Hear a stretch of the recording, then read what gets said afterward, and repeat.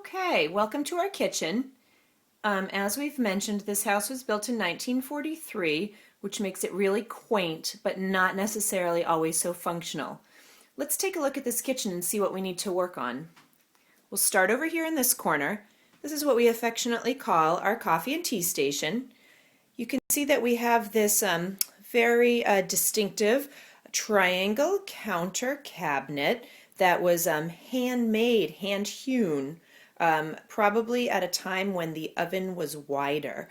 As you can see, this gap that is really for nothing except unused cutting boards and food detritus. We keep our coffee and tea here, and the counter's kind of old and crappy. The trim has fallen off and we don't even care.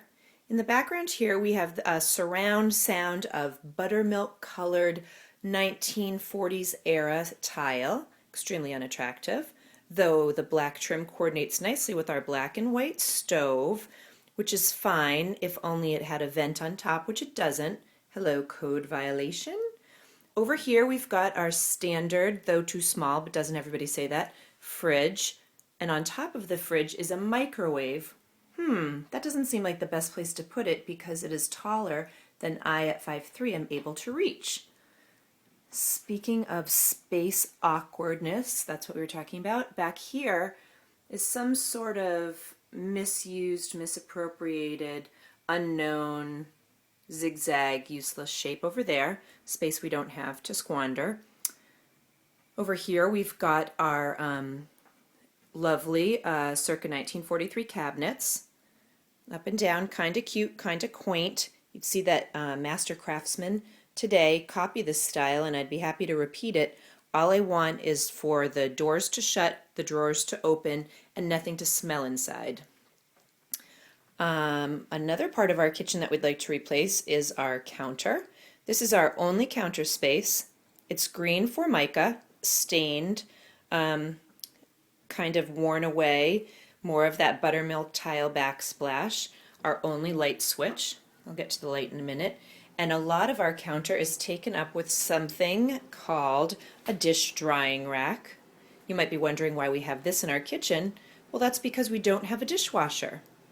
Or rather we do. His name is Jim, and he went to work this morning without doing the dishes.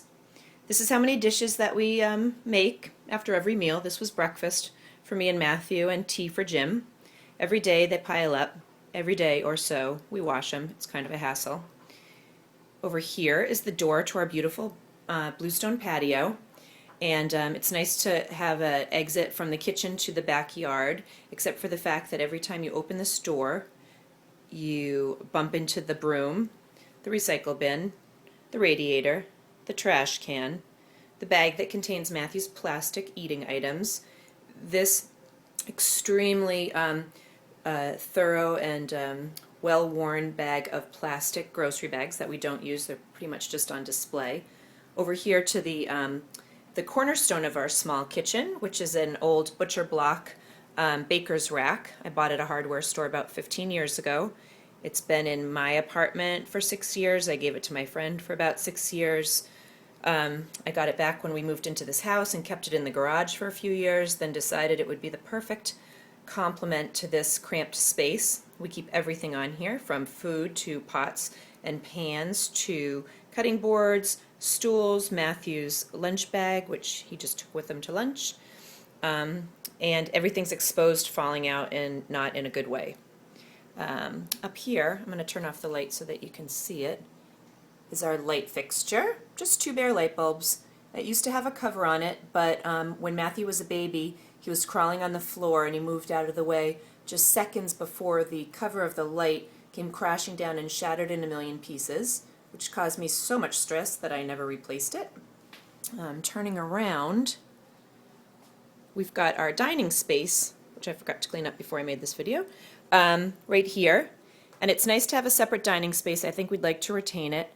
Past the end of the dining room is our playroom that has a lot of sun, which we also like, and like to steal some of that sun in the kitchen.